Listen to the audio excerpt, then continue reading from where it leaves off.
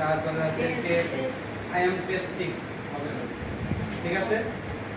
Love, head, appear, A double P E R, appear, ঠিক আছে। Appear মানে কি? Appear, A double P E R, A double P E R, appear মানে কি? হ্যাঁ,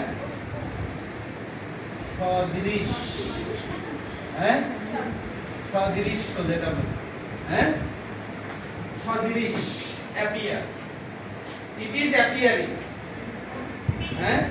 এবং অ্যাপিয়ার দিয়ে কয়টা প্রিপজিশন মনে রাখবা? অ্যাপিয়ার টু, অ্যাপিয়ার বিফোর, হ্যাঁ, আর অ্যাপিয়ার ইন, এই তিনটা মনে রাখবা।